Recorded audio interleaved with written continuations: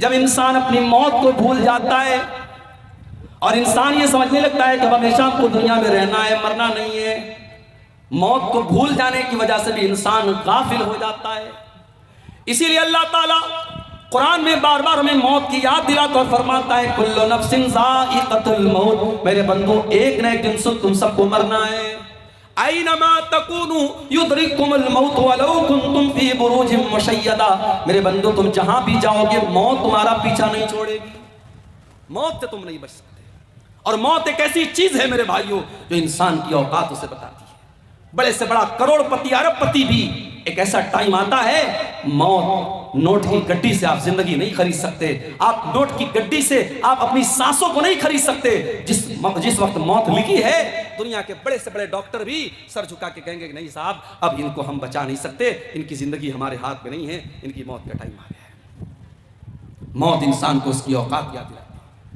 اسی لیے اللہ تعالیٰ قرآن میں فرماتا ہے فَلَوْلَا إِذَا بَلَغَتِ الْحُلْقُومَ وَأَنْتُمْ حِينَئِذٍ تَنْظُرُونَ، میرے بندو ذرا وہ ٹائم یاد کرو جب انسان کی موت کا ٹائم آتا ہے اور انسان کی جان اس کی حلق تک پہنچ جاتی ہے اور تم مرنے والے کو اپنی آنکھوں سے دیکھ رہے ہو۔ فَلَوْلَا إِن كُنْتُمْ غَيْرَ مَدِينِينَ تَرْجِعُونَهَا إِن كُنْتُمْ صَادِقِينَ، میرے بندو اگر تمہیں ایسا لگتا ہے تمہارے اوپر کوئی طاقت نہیں ہے، تمہارے اوپر کوئی پاور نہیں ہے، کسی اللہ نے تم کو پیدا نہیں کیا، اگر تم کو ایسا لگتا ہے ذرا مرنے والے کو موت سے بچا کے دکھا دو، ذرا اس کی روح کو واپس لوٹا کے دکھا دو، ذرا اس کی جان کو دوبارہ اس کے اندر ڈال کے دکھا دو، نہیں کر سکتے میرے بھائیو ہم، اس لیے موت کو یاد کرنے کا حکم دیا گیا۔ اللہ کے نبی فرماتے ہیں اکثروا ذکر ہادم اللذات، لذتوں کو توڑ دینے والی چیز موت کو یاد کیا کرو۔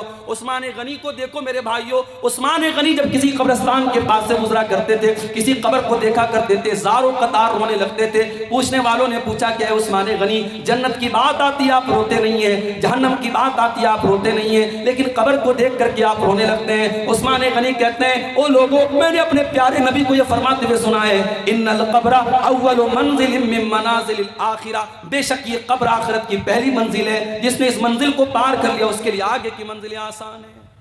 موت کو یاد کیا کرو میرے بھائی۔ ایک بھائی مجھ سے پوچھنے لگے مولوی صاحب مزاروں پہ جانا کیسا ہے، بمبئی میں حاجی علی کی درگاہ پہ جانا کیسا ہے، اجمیر میں خواجہ معین الدین چشتی اجمیری کی درگاہ پہ جانا کیسا ہے، مزاروں پہ جانا کیسا ہے؟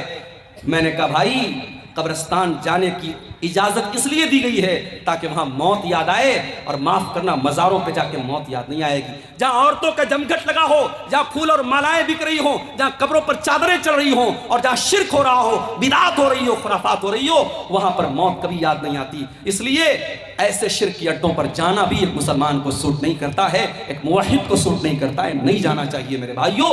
ہاں عام قبرستان میں آپ جائیے، کبھی اللہ آپ کو توفیق دے آپ مدینہ منورہ کی جب آپ زیارت کریں گے، جب آپ مدینہ جائیں گے، ایک طرف نبی کی مسجد ہے اور دوسری طرف بقیع کا قبرستان ہے، اور اس بقیع کے قبرستان میں 10,000 سے زیادہ صحابہ کرام کی قبریں ہیں۔ ان سے بڑا ولی کون ہے، ان سے بڑا اللہ کا نیک بندہ کون ہے؟ نبیوں کے بعد اس دنیا میں سب سے مقدس اگر کوئی جماعت تھی تو صحابہ کرام کی جماعت تھی، سارے صحابہ کی قبریں ہیں۔ لیکن میرے بھائیو کوئی پکی قبر نہیں ہے، کوئی مزار نہیں ہے، کوئی گنبد نہیں ہے، کوئی چادر نہیں چڑھائی جا رہی ہے، کوئی مالا نہیں چڑھایا جا رہا ہے، وہاں آپ کو موت یاد آئے گی اور آپ کو یہ احساس ہوگا کہ اے اللہ جب تیرے نبی کے 10,000 صحابہ اسی قبر کے اندر دفن ہیں، اے اللہ ہمیں بھی ایک دن اسی قبر میں جانا ہے اور اسی مٹی کے نیچے جانا ہے، ہمیں بھی اے اللہ اپنے عمل کا حساب دینا ہے، وہاں آپ کو موت یاد آئے گی۔ میرے پیارے ساتھیوں، اللہ کے نبی ایک انصاری صحابی کے جنازے میں گئے، صحابی کا جنازہ قبر میں اتارا جا رہا ہے، اللہ کے پیارے نبی وہیں قبر کے پاس بیٹھے ہوئے ہیں اور آپ کے صحابہ کرام بھی بیٹھے ہوئے ہیں، اور آپ جب موت کو یاد کرتے ہیں اور قبر کے مناظر کو یاد کرتے ہیں،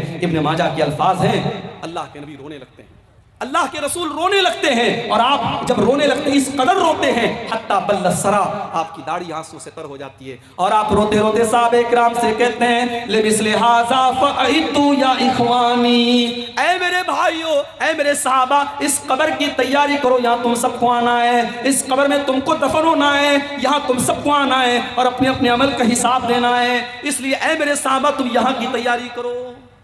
اس لیے میرے بھائیو موت کو اور قبر کو یاد کیا، مگر افسوس کی بات ہے ابھی بنارس میں کچھ دنوں پہلے کا واقعہ شاید آپ نے میڈیا میں پڑھا ہوگا کہ قبرستان سے 8-10 سال کی لڑکی کی لاش کو نکال کر کے ایک ظالم نے اس کی لاش کے ساتھ گندا کام کرنے کی کوشش کی تھی۔ قبرستان میں بیٹھ کر کے لوگ چرس اور گانجا پی رہے ہیں، اور جوا کھیلنے والے جوا کھیل رہے ہیں، اور موبائل پر گندی ویڈیو دیکھنے والے قبرستان پر بیٹھ کر کے ویڈیو دیکھ رہے ہیں۔ یہ ہماری غفلت کی انتہا ہے، اور یہ ہماری دل کی سختی کا عالم ہے۔ میرے پیارے ساتھیوں، جب انسان موت کو یاد کرتا ہے تب اس کے دل کو اللہ تعالیٰ نرم کرتا ہے اور اس کے دل سے غفلت دور ہوتی ہے۔ اور آگے بڑھیے، غفلت کی بیماری کی ایک اور وجہ ہے، اور وہ وجہ ہے برے لوگوں کی سنگت۔ جب آپ برے لوگوں کے ساتھ رہیں گے، گندے لوگوں کے ساتھ رہیں گے، دھیرے دھیرے آپ کے اوپر بھی ان کا اثر پڑے گا۔ آپ بے نمازیوں کے ساتھ اٹھیں گے بیٹھیں گے، آپ کو بھی نماز کے معاملے میں آپ ڈھیلے ہو جائیں گے۔ سگریٹ پینے والوں کے ساتھ آپ اٹھیں گے بیٹھیں گے، آپ کو سگریٹ سے جو نفرت ہونی چاہیے وہ نفرت نہیں ہوگی۔ آپ شرابیوں کے ساتھ بیٹھیں گے، شراب سے جو نفرت ہونی چاہیے وہ نہیں ہوگی۔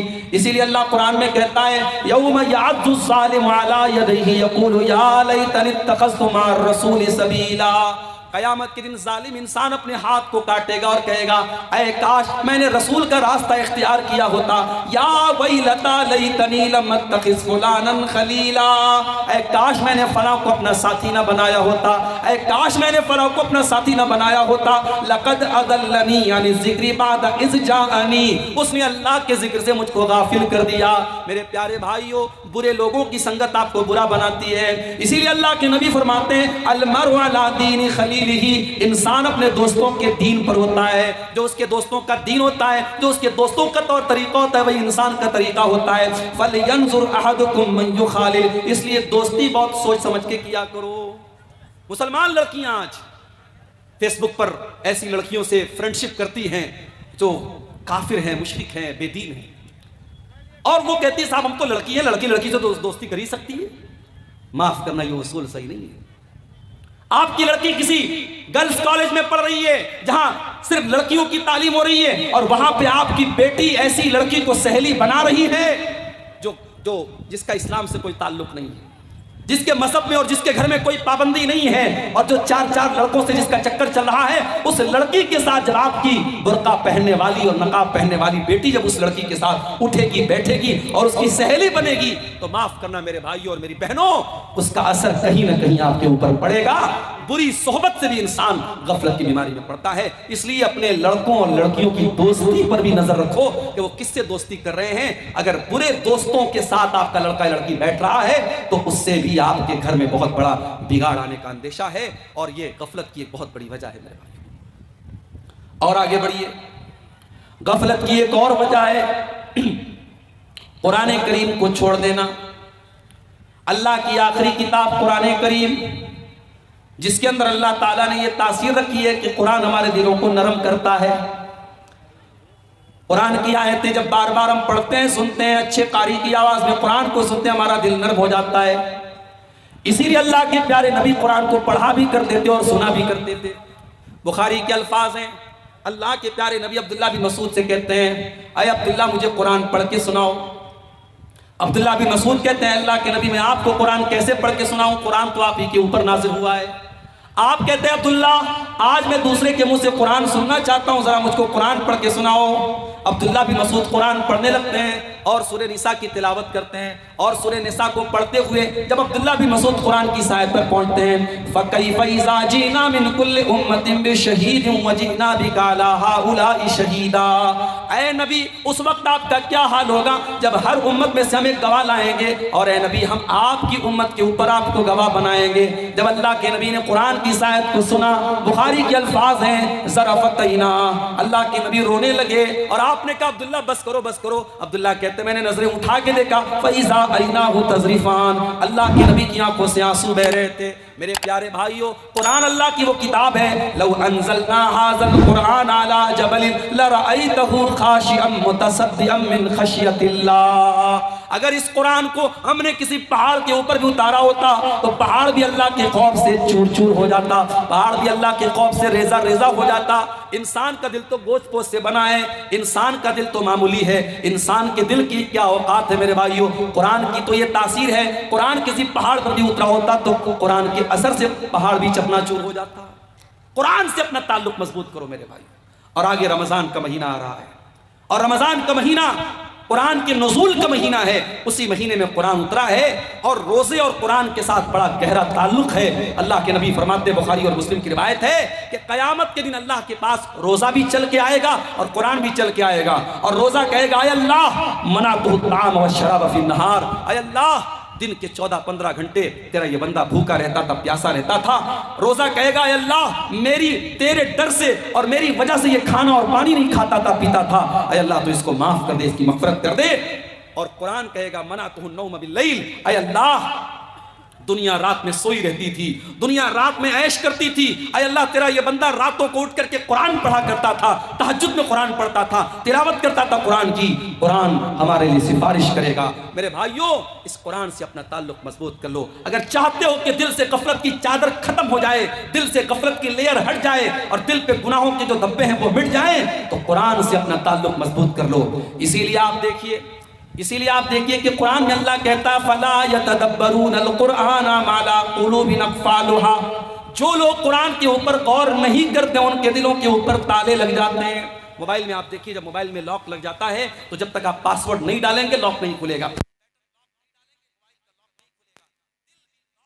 ہمارا، اور دل کے لاک کو کھولنے کا اگر کوئی طریقہ ہے تو قرآن کریم ہے میرے پیارے ساتھیوں۔ اس لیے قرآن سے اپنا تعلق مضبوط کرو، اور قرآن کو صرف جو حافظ ہیں ان کو نہیں پڑھنا ہے، قرآن کو ہر ایک کو پڑھنا ہے۔ اگر آپ قرآن اٹک اٹک کے پڑھتے ہیں، قرآن جو ہے مہارت کے ساتھ نہیں پڑھ پاتے ہیں، قرآن پڑھتے وقت اگر آپ کی زبان اٹکتی ہے، اٹک اٹک کر کے پڑھنے والے کو ڈبل ثواب ملے گا۔ قرآن آپ سمجھ کر کے نہیں پڑھ پا رہے ہیں، صرف قرآن کا عربی میٹر پڑھ رہے ہیں، قرآن کا عربی ٹیکسٹ پڑھ رہے ہیں، اس پر بھی آپ کو ثواب ملے گا۔ سمجھ کے پڑھے بہت اچھی بات ہے، بغیر سمجھے بھی اگر آپ قرآن کو پڑھ رہے ہیں تو اللہ کے نبی فرماتے ہیں کہ ہر پر 10 نیکی ملے گی۔ میرے بھائیوں آج قرآن سے ہم دور ہیں، اور حالات یہ ہے کہ ہمارا نوجوان 1 گھنٹے کے لیے موبائل کے بغیر نہیں رہ سکتا ہے۔ 1 گھنٹہ اگر موبائل کی بیٹری ختم ہو جائے بے چین ہو جاتا ہے، نہ جانے کس کی کال آئی ہوگی، نہ جانے کس کا میسج آیا ہوگا، نہ جانے کون کون مجھ کو یاد کر رہا ہوگا۔ ذرا سوچو میرے بھائیوں، اگر آپ کا کوئی دوست، بڑا خاص دوست آپ کو میسج کرتا ہے اور آپ واٹس ایپ کھول رہے ہیں، سارے لوگوں کے میسج دیکھ رہے ہیں، اور اس دوست کا میسج آپ اوپن نہیں کر رہے ہیں، کھول نہیں رہے ہیں، آپ کا دوست آپ سے ملے گا، کہے گا یار تو دوست ہے کہ دشمن ہے؟ جب تو میرا میسج نہیں دیکھ رہا ہے، تجھے میری کوئی فکر نہیں ہے، وہ دوست آپ سے دوستی ختم کر دے گا، تعلق ختم کر دے گا۔ میرے بھائیوں قرآن بھی اللہ کا آخری میسج ہے، اللہ کا آخری پیغام ہے، ھذا بلاغ للناس، اور اللہ کا یہ میسج ہم سب کے لیے ہے، اور ہم کتنے بڑے بد نصیب ہیں، آج قرآن سے ہم دور ہیں۔ کتنے لوگ تو ایسے ہیں رمضان میں قرآن اٹھاتے ہیں تو پھر سال کے 11 مہینے قرآن کو چھونے کی وہ کوشش بھی نہیں کرتے۔ میرے بھائیوں قرآن کریم کی تلاوت کو اپنی زندگی کا معمول بناؤ۔ غفلت کی بیماری سے اگر بچنا ہے تو یہ کام بھی ہمیں کرنا پڑے گا۔ اسی طریقے سے میرے بھائیوں ایک اور چیز ہے جو ہمیں غفلت کی بیماری میں ڈال رہی ہے، اور وہ ہے نماز کے معاملے میں لاپرواہی۔ نماز کے معاملے میں جب آپ لاپرواہی کریں گے تب بھی آپ کے دل پہ غفلت کی چادر چڑھ جائے گی، اس لیے کہ نماز کون چھوڑتا ہے؟ قرآن کریم میں اللہ نے بیان کیا سورہ مریم کے اندر فَخَلَفَ مِن بَعْدِهِمْ خَلْفٌ أَضَاعُوا الصَّلَاةَ وَاتَّبَعُوا الشَّهَوَاتِ فَسَوْفَ يَلْقَوْنَ غَيًّا۔ نماز کو تو وہی لوگ چھوڑا کرتے ہیں جو خواہشات کے پیروکار ہوتے ہیں، جو شہوتوں کی پیروی کرتے ہیں، جو اللہ کے فرما بردار نہیں ہوتے بلکہ اپنی شہوتوں کے فرما بردار ہوتے ہیں۔ اسی لیے بعض نوجوان جب ہم سے پوچھتے ہیں کہ مولانا کوئی ایسا طریقہ بتائیے کہ ہم بہت ساری نفسانی خواہشات سے بچنے لگیں۔ بہت سے ہمارے نوجوان بھائی ہوتے ہیں موبائل کی گندی عادتوں میں، موبائل میں گندی چیزوں کو دیکھنے کی عادت پڑ گئی یا کسی قسم کی بری عادت پڑ گئی، اس کا طریقہ پوچھتے ہیں۔ قرآن کریم کی آیت کی روشنی میں ایک نسخہ آپ کو بتا رہا ہوں، کبھی اس کو ٹرائی کیجئے گا، آزمائیے گا میرے بھائیوں میری بہنوں۔ اگر آپ کو یہ لگتا ہے کہ آپ اپنی خواہشات پر کنٹرول نہیں کر پا رہے ہیں تو قرآن کریم کی آیت ہمیں سبق دے رہی ہے کہ نماز کی پابندی کرو۔ اس لیے کہ جو انسان نماز نہیں پڑھتا ہے، جس کی زندگی میں نماز کے لیے شیڈیول نہیں ہے، نماز کے لیے ٹائم نہیں ہے، اس انسان کی زندگی خواہشات سے گھر جاتی ہے، وہ خواہشات کا پیروکار ہو جاتا ہے۔ اور اسی لیے اللہ کہہ رہا ہے فَخَلَفَ مِن بَعْدِهِمْ خَلْفٌ أَضَاعُوا الصَّلَاةَ، ایسے نالائق لوگ آ گئے نبیوں کے بعد جنہوں نے نماز کے معاملے میں لاپرواہی کی، اور جب نماز کو چھوڑ دیا وَاتَّبَعُوا الشَّهَوَاتِ، اپنی شہوتوں کے پیروکار ہو گئے، فَسَوْفَ يَلْقَوْنَ غَيًّا، اور ایسے لوگ جہنم میں ڈالے جائیں گے۔ اسی لیے اللہ قرآن کے 21ویں پارے کے شروع میں کہتا ہے اقم الصلاۃ، نماز قائم کرو، ان الصلاۃ تنہی عن الفحشاء والمنکر، بے شک نماز بے حیائی سے روکتی ہے۔ نماز کے معاملے میں لاپرواہی مت کرو۔ آج ماشاءاللہ گاؤں گاؤں مسجدیں بن گئی ہیں، مسجدیں بن گئی ہیں مگر مسجدوں کو آباد کرنے والے لوگ نہیں ہیں. شاعر کہتا ہے مسجد تو بنا لی شب بھر میں ایمان کی حرارت والوں نے, مسجد تو بنا لی شب بھر میں ایمان کی حرارت والوں نے, من اپنا پرانا پاپی تھا برسوں میں نمازی بن نہ سکا. میرے بھائیوں, شاندار مسجدیں تعمیر کرنے سے کام نہیں چلے گا, مسجدوں کو نمازیوں سے آباد کیا جاتا ہے. نماز کی جب تک آپ پابندی نہیں کریں گے, اور اپنے گھر میں بھی آپ نماز کا ماحول پیدا کرو, آپ اپنی بیوی بچوں کو بھی نماز کا پابند بناؤ. اور قرآن کریم میں اللہ تعالیٰ نے اپنے نیک بندوں کی ایک دعا بیان کی کہ اللہ کے نیک بندے دعا کرتے ہیں, ربنا حب لنا من ازواجنا وذریاتنا قرۃ اعین, اے ہمارے پروردگار ہمارے بیوی بچوں کو ہماری آنکھوں کی ٹھنڈک بنا دے, واجعلنا للمتقین اماما, اور اے اللہ ہمیں تو متقیوں کا امام بنا دے. ایک باپ کے لیے اس کے بچے کب آنکھوں کی ٹھنڈک بنیں گے, ایک شوہر کے لیے اس کی بیوی کب آنکھوں کی ٹھنڈک بنے گی, جب شوہر کی بیوی نمازی ہوگی, جب باپ کا کے بچے نمازی ہوں گے. اسی لیے اللہ کے نبی فرماتے ہیں تمہارے بچے 7 سال کے ہو جائیں تو نماز کا حکم دو, اور 10 سال کے ہو جائیں اور نماز نہ پڑھے تو ان کی پٹائی کرو. میری ماں, جب آپ مصلے پر کھڑی ہو کر کے نماز پڑھیں تو اپنی 10 سال کی بیٹی کو بھی اپنے ساتھ کھڑی کریں. اور اسی لیے میں گاؤں گاؤں ایک بات کی تبلیغ کرتا ہوں. آپ کے جھارکھنڈ کے کئی علاقوں میں گیا, دیکھا شاندار مسجد قائم ہے, اہل حدیثوں کی بستی ہے, لیکن مسجد میں جمعہ میں عورتوں کا انتظام نہیں ہے. میں بڑی تاکید کے ساتھ کہتا ہوں حالات بہت خراب ہو چکے ہیں میرے بھائیوں, حالات بہت خراب ہو چکے ہیں. آپ دیکھیں, خبر آپ نے سنی ہوگی, ہمارے اتر پردیش کے بریلی شہر میں 8 سال تک مدرسے میں پڑھنے والی لڑکی فیس بک پر ایک غیر مسلم لڑکے سے دوستی کرتی ہے, اور اس کے بعد اس کے جال میں پھنستی ہے, اس سے شادی کرتی ہے, اور ہندو مذہب میں داخل ہو جاتی ہے, اسلام کو چھوڑ دیتی ہے. 8 سال تک مدرسے میں پڑھنے والی لڑکی کا یہ حال ہے. ہماری قوم آج کہاں جا رہی ہے میرے بھائی؟ ہماری اور آپ کی بچیاں آج اسلام کو چھوڑ کر کے مرتد ہو رہی ہیں. شاید پوری اسلامی تاریخ میں ایسا بدترین دور نہیں دیکھا گیا تھا میرے بھائیوں. ہمیں مارا تو گیا, ہمیں کاٹا تو گیا, ہم پر ظلم تو ہوئے, مگر ہمارا ایمان اس قدر کمزور ہو جائے کہ ہماری بچیاں, ہماری قوم کی بہنیں, ہماری قوم کی بیٹیاں آج فیس بک اور انسٹاگرام پر کسی کے آئی لو یو پر اور کسی کی محبت بھرے جملوں پر فدا ہو کر کے اپنے دین کو خیر بات کہہ دیں, اپنے مذہب کو چھوڑ دیں, اپنی توحید کو چھوڑ دیں. اتنا بدترین دور ہم نے کبھی نہیں دیکھا تھا میرے بھائیوں. اس کا مطلب یہ ہوا کہ کہیں نہ کہیں پانی مر رہا ہے, کہیں نہ کہیں ہم سے کوتاہی ہو رہی ہے, اور کہیں نہ کہیں ہم نے اپنی بچیوں اور اپنی بیٹیوں کی تربیت جیسی کرنی چاہیے تھی ویسی نہیں کی ہے. معاف کرنا میرے بھائیوں, سال میں ایک جلسہ ہو گیا, گھر کی عورتوں کو, لڑکیوں کو آپ لے کے چلے آئے, اس سے کام نہیں چلے گا, اس سے کام نہیں چلے گا. یہ تربیت کے لیے کافی نہیں ہے. آپ کے گاؤں میں اگر جامع مسجد ہے جہاں جمعہ کا خطبہ ہو رہا ہے, میں بڑی تاکید کے ساتھ کہتا ہوں, ہر وہ مسجد جہاں جمعہ کا خطبہ ہو رہا ہو, آپ عورتوں کے لیے سیپریٹ انتظام کیجئے. ان کی انٹری الگ ہو, ان کا سینہ الگ ہو, ان کا دروازہ الگ ہو, پردے کا معقول انتظام ہو. آپ کے گھر کی عورتیں جب جمعہ کے خطبے میں جائیں گی, 1 سال میں 50-52 جمعہ کا خطبہ سنیں گی. آدھا گھنٹے کے یہ جمعہ کے خطبے جب وہ 50 بار سنیں گی, ان کی دین کی بہت ساری معلومات ان کو ملے گی. آج کتنی عورتیں ہیں, ان سے آپ دین کی موٹی موٹی باتیں پوچھ لیں, نہیں بتا پائیں گی. ہاں, رسم و رواج کی باتیں آپ پوچھ لیں, شادی بیاہ میں کتنے جوڑے کپڑے دینا ہے, فلانے نے اپنی لڑکی کی شادی میں 12 جوڑے دیے تو یہ 24 جوڑے دے گی, اس نے اپنی بیٹی کو 10 گرام کا ہار دیا تو یہ 20 گرام کا ہار دے گی. رسم و رواج کے معاملے میں ہماری عورتیں ماشاءاللہ کسی سے کم نہیں ہیں. ہمارے بنارس میں ایک جگہ ہماری رشتہ داری میں شادی ہو رہی تھی, شادی کا سارا سامان آیا تو اس میں نے دیکھا کہ ایک پڑیا رکھی ہوئی ہے.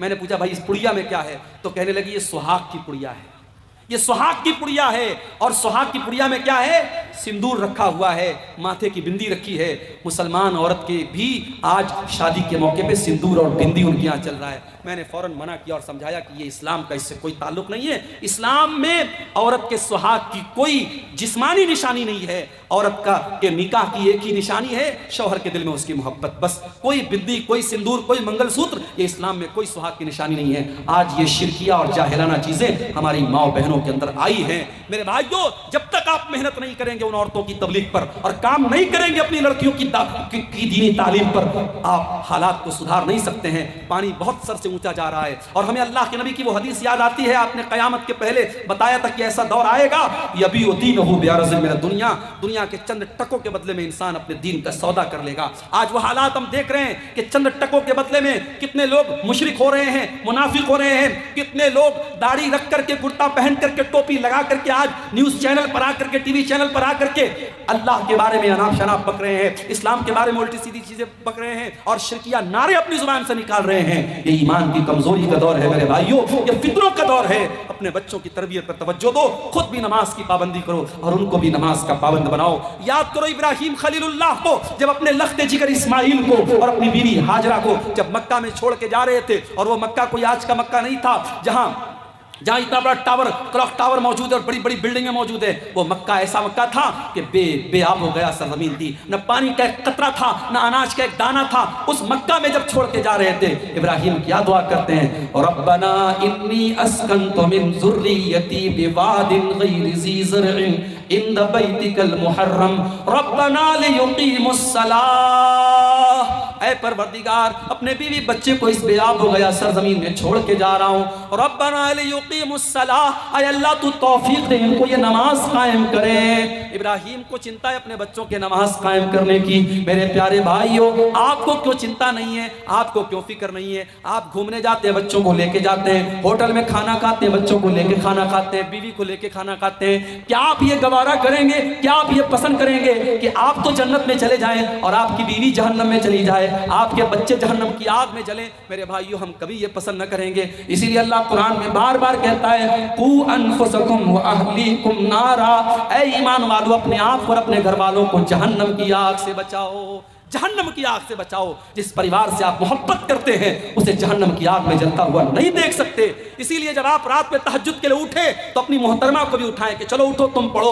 اور میں اپنی ماں سے کہنا چاہتا ہوں, بہت سی عورتیں ہوتی ہیں رات میں تہجد پڑھتی ہیں لیکن شوہر کو کبھی نہیں اٹھاتی ہیں. اللہ کے نبی فرماتے ہیں, رحم اللہ رجلا قام من اللیل, اللہ تعالیٰ کی رحمت نازل ہوتی ہے اس انسان کے اوپر جو رات میں اٹھ کر کے تہجد پڑھتا ہے. وہ ایقظ امرأتہ, اور اپنی بیوی کو اٹھاتا ہے. اگر بیوی انکار کر دیتی ہے, اپنی بیوی کے چہرے پر پانی چھڑک کر کے اس کو اٹھاتا ہے. اور اللہ تعالیٰ کی رحمت نازل ہوتی ہے اس عورت کے اوپر جو رات میں اٹھ کر کے تہجد پڑھتی ہے اور اپنے شوہر کو بھی اٹھاتی ہے. میری پیاری ماں اور بہنوں, ایسی بیوی بنو تو شوہر کے دین میں اس کی مدد کرے. شوہر کے اندر کوئی غلط عادت ہے اس کو چھڑانے والی بنو. اسی لیے جب اللہ کے رسول سے پوچھا گیا کہ بہترین عورت کی نشانی کیا ہے, آپ نے 3 چیزیں بتائی. پہلی چیز التی تسرہ اذا نظر, جب شوہر دیکھے تو خوش ہو جائے. دوسری چیز وتطیعہ اذا امر, جب شوہر کوئی بات کہے تو مانے. اور تیسری چیز ولا تخالفہ فی نفسہا ومالہ بما یکرہ, شوہر کے مال کی اور اپنے عزت و آبرو کی حفاظت کرے. یہ ایک قیمتی عورت کی نشانی ہے. تو میرے بھائیوں, نماز کا ماحول اپنے گھر میں پیدا کرو, بیوی بچوں کو بھی نماز کا پابند بناؤ اور خود بھی نماز کا پابند بناؤ. جب تک ہم نماز کی پابندی نہیں کریں گے, دل سے غفلت کی چادر ختم ہونے والی نہیں ہے. اور آخری چیز جو بیان کر کے میں بات ختم کروں گا میرے بھائیوں, غفلت کی ایک اور بہت بڑی وجہ یہ ہے, جب ہم گناہ پر گناہ کرتے چلے جاتے ہیں, جب گناہ ہماری نظر میں ہلکے ہو جاتے ہیں اور گناہوں کو ہم خطرناک سمجھنا چھوڑ دیتے ہیں, تب بھی ہم غفلت کے شکار ہو جاتے ہیں. یاد رکھو میرے بھائی, گناہ ہے, چاہے وہ گناہ چھوٹا ہو چاہے وہ گناہ بڑا ہو. کبھی گناہوں کو حقیر مت جانو اور اپنے آپ کو گناہوں سے بچانے کی کوشش کرو. اللہ کے نبی فرماتے ہیں, ایاکم ومحقرات الذنوب, ایسے گناہوں سے بچو جن کو لوگ حقیر سمجھتے ہیں. چھوٹے چھوٹے گناہ ہوتے ہیں لیکن اکٹھا ہو کر کے انسان کو ہلاک کر دیتے ہیں. اسی لیے اللہ کے نبی فرماتے ہیں, جب بندہ کوئی گناہ کرتا ہے اس کے دل پر ایک کالے رنگ کا دھبا ڈال دیا جاتا ہے. بندہ اگر توبہ کر لیتا ہے, معافی مانگ لیتا ہے اللہ سے, وہ دھبا مٹا دیا جاتا ہے. اور اگر بندہ توبہ نہیں کرتا ہے, پھر سے گناہ کرتا ہے, تو وہ کالے دھبے بڑھتے چلے جاتے ہیں حتی تعلو قلبہ, یہاں تک کہ اس کے دل پہ چھا جاتے ہیں. معاف کرنا میرے بھائیوں, آج موبائل کے اس دور میں گناہ کرنا آسان ہو گیا ہے. آج اس دور میں زنا کرنا آسان ہے, اس دور میں بے پردہ ہونا آسان ہے, اس دور میں حرام کاروبار کرنا آسان ہے. اور گناہوں کا آسان ہونا بھی بہت بڑی آزمائش ہے میرے بھائیوں. جس دور میں گناہ آسان ہو جائیں اس دور میں اپنے دامن کو گناہوں سے بچانا یہ جہاد سے کم نہیں ہے. اسی لیے اللہ کے نبی نے فرمایا تھا, بدا الاسلام غریبا, اسلام جب شروع ہوا تھا تو اجنبی تھا, وسیعود کما بدا غریبا, اور ایک ایسا دور پھر سے آنے والا ہے جب اسلام پر عمل کرنے والے اجنبی بن جائیں گے. اسلام پر عمل کرنا لوہے کے چنے کے چبانے جیسا ہو جائے گا. اسلام پر عمل کرنا ہاتھوں میں انگارے لینا جیسا ہو جائے گا. ایک لڑکی بے پردہ گھومے گی, تو گاؤں والے کہیں گے، اس کی بہنیں کہیں گی، اس کے محلے کی عورتیں کہیں گی، ارے یہ بڑی پردے دار بنتی ہے، نقاب میں رہتی ہے، پردے میں رہتی ہے۔ اگر کوئی عورت اپنے دیور سے پردہ کرے، بنارس میں ہمارے ایک دوست نے شادی کی، ان کی بیوی شادی کر کے آئی، اس نے گھر میں جوائنٹ فیملی رہتے تھے، اس کی بیوی نے کہا کہ میں اپنے دیور اور جیٹ کے سامنے نہیں آؤں گی، میں دیور اور جیٹ کے سامنے نہیں آؤں گی، سسر کے سامنے آ سکتی ہوں، سسر میرے محرم ہے لیکن دیور اور جیٹ غیر محرم ہے، میں دیور جیٹ کے سامنے نہیں آؤں گی۔ گھر والوں کے لیے بڑی شاکنگ بات تھی، یہ ایسا کیسے ہو سکتا ہے، ایسا کیسا پردہ کہ دیور کے سامنے نہیں آئے گی، جیٹ کے سامنے نہیں آئے گی۔ لیکن جب انہوں نے علماء سے پوچھا اور مسئلہ پوچھا تو مسئلہ تو یہی ہے کہ صاحب دیور جیٹ سے پردہ کرنا ہے۔ اب یہ حالات ہے کہ وہ لڑکی کچن میں کام کرتی ہے اور گھر میں کھانا کھا رہی ہے، کھانا دے رہی ہے اپنے گھر والوں کو، مگر دیور اور جیٹ سے پردہ کرتی ہے۔ اگر شادی میں کہیں جاتی ہے وہ عورت، وہ لڑکی، اور چاہے وہ اپنے رشتہ داری کی شادی ہو، اگر وہاں مردوں کا بھی آنا جانا ہے عورتوں کی سائیڈ میں، تو وہاں وہ نقاب میں رہتی ہے۔ عورت کو عورت سے پردہ نہیں کرنا ہے، لیکن عورت کو مردوں سے تو پردہ کرنا ہے۔ آج ایسی عورتوں کو لوگ کہیں گے صاحب یہ تو بڑی کٹر مسلمان بنتی ہے، یہ تو بڑی پردے دار مسلمان بنتی ہے۔ آج نوجوان اگر چہرے پر شرعی داڑھی رکھ لے تو سماج کہے گا یہ تو ملا بن گیا، یہ تو حافظ جی بن گیا، تو مولوی صاحب بن گیا، اور وہی کلین شیپ کرا لے، لوگ کہیں گے صاحب یہ تو ماشاءاللہ بڑا اسمارٹ ہے، ہینڈسم ہے۔ آج اگر کوئی نوجوان لڑکا اپنے آپ کو زناکاری اور بدکاری سے دور رکھے تو لوگ کہیں گے ارے یہ تو بڑا آؤٹ ڈیٹڈ لڑکا ہے، اس کو تو کوئی گھاس نہیں ڈالتا ہے۔ اور جو لڑکا رات میں 2-2 بجے تک غیر محرم لڑکیوں سے بات کرتا ہے، سماج کہتا ہے صاحب یہ تو بڑا چالو لڑکا ہے، بڑا ایڈوانس لڑکا ہے۔ یہ حالات ہے میرے بھائیوں۔ گناہوں کو شیطان نے اتنا اٹریکٹیو بنا دیا کہ گناہ کرنے والے کو لوگ بڑا عقل مند کہتے ہیں اور گناہوں سے بچنے والے کو لوگ بیوقوف سمجھتے ہیں۔ اللہ کے رسول نے فرمایا صلی اللہ علیہ وسلم، بدا الاسلام غریبا، اسلام جب شروع ہوا تھا تو اجنبی تھا، اور اسلام آگے چل کر کے پھر سے اجنبی ہو جائے گا۔ جب ایسا دور تم دیکھ لو فطوبى للغرباء، تو تم بھی اجنبی بن جانا، تم بھی دین کے اوپر چلنے والے بن جانا۔ زمانہ گالی دے تو سن لینا، زمانہ برا بھلا کہے تو سن لینا، زمانہ تمہاری راہ میں روڑے اٹکائے تو سن لینا۔ اور ہمیں یاد ہے کرناٹک کی اس لڑکی کا بیان، کرناٹک کی اس لڑکی کی ہمت کو سلام، جس نے ظالموں کے ڈھیر میں اور ظالموں کے جھنڈ میں پردے میں گئی تھی، اور اس کے سامنے جب شرکیہ نعرے لگ رہے تھے، مسکان نام کی اس لڑکی نے کہا تھا، اللہ کی تکبیر کا نعرہ بلند کیا تھا، اس نے اپنے پردے کا پاور دکھایا تھا۔ میری پیاری ماں اور بہنوں، آج بھی یہ پردے کے اندر ایک طاقت ہے۔ ایک مسلمان لڑکی جب پردے میں نکلتی ہے دنیا جانتی ہے یہ پردے والی لڑکی ہے، اس کو چھیڑا نہیں جا سکتا۔ ابھی آج کل ایک آپ نے نیوز دیکھی ہوگی، بمبئی سے کوئی پردے والی آپا ہیں، وہ صاحب پیدل حج کرنے کے لیے نکلی ہیں۔ ابھی ایک مسئلہ کسی طریقے سے ختم ہوا کیرل کے شہاب بھائی کا، وہ بیچارے کسی طریقے سے پیدل حج کر کے آئے۔ ابھی ایک نئی آپا آئی ہے پیدل حج کرنے والی ہیں۔ معاف کرنا، ایسی عورتوں کا مقصد ثواب حاصل کرنا نہیں ہے، اپنی پبلسٹی کرنا ہے۔ ورنہ علماء جانتے ہیں شریعت کا بڑا واضح اصول ہے کہ اگر 2 کام ہیں اور 2 کام میں سے ایک مشکل اور ایک آسان ہے تو شریعت کہتی ہے اگر دونوں کام جائز ہے تو آسان کام کو آپ اپنا لو۔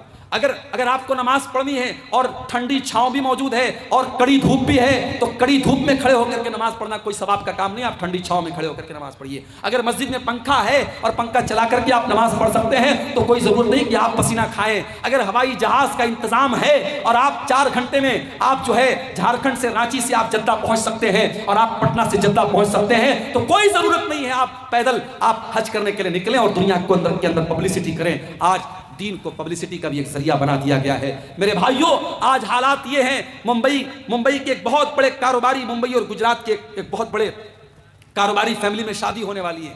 ابھی شادی کے پہلے کی جو تقریبات ہیں جس کو پری ویڈنگ سیریمنیز کہا جاتا ہے، ان کی شادی کی اس تقریبات میں 9 ارب روپے خرچ ہو چکے ہیں، اور امریکہ سے ایک ناچنے گانے والی کو بلا کر کے 74 کروڑ روپیہ دے کر کے اسے نچوایا گیا تھا، اور میڈیا تالی بجا رہا ہے، اور ہمارے بالی ووڈ کے بڑے بڑے سپر اسٹار اس شادی میں جا رہے ہیں، کسی کو کوئی فرق نہیں پڑتا ہے۔ اور وہی 2 مہینے 3 مہینے کے بعد جب ہمارا بقرعید کا تہوار آئے گا اور ہندوستان بھر کے مسلمان جب قربانی کریں گے تو اس میڈیا کو سانپ سونگھ جائے گا، اور یہ میڈیا اسلام کی دشمنی میں کہے گا کہ صاحب مسلمانوں کو قربانی نہیں کرنی چاہیے، بے زبان جانور مر رہے ہیں، اتنا پیسہ جانوروں کی قربانی پر خرچہ ہو رہا ہے، اتنے پیسے سے کتنے غریبوں کا مکان بن سکتا ہے، کتنی غریب بیٹیوں کی شادی ہو سکتی ہے۔ ان دھوکے باز میڈیا والوں سے جا کر کے کوئی کیوں نہیں کہتا کہ 9 ارب روپے ایک شادی کی تقریبات پر خرچ کر دیے گئے، جس دیش میں 85 کروڑ لوگوں کو، غریب لوگوں کو فری میں راشن دیا جا رہا ہے، اس دیش میں ایک انسان کی شادی پر 9 ارب روپے خرچ کیے جا چکے ہیں۔ کیا میڈیا کا یہ فرض نہیں بنتا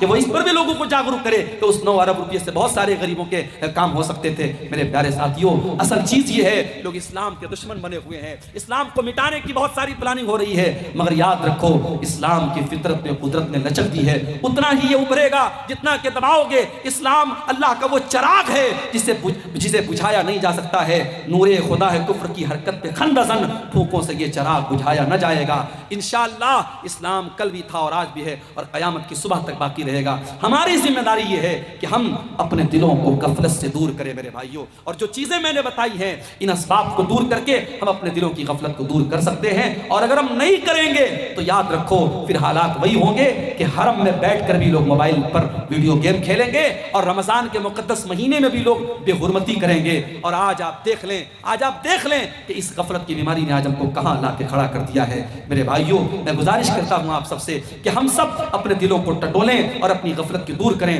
دعا کرتے ہیں اللہ تعالیٰ سے رب العالمین ہمیں اپنے دلوں کی سختی کو رب العالمین دور فرمائے، ہمیں اپنے گناہوں سے سچی توبہ کرنے کی توفیق عطا فرمائے، آنے والے رمضان کو ہماری اصلاح کا مہینہ بنا دے، ہم سب کو اپنی اصلاح کرنے کی توفیق عطا فرمائے۔ رب العالمین ہماری نوجوان نسل کو اپنے غلط کاموں سے باز آنے کی اور سچی توبہ کرنے کی توفیق عطا فرمائے۔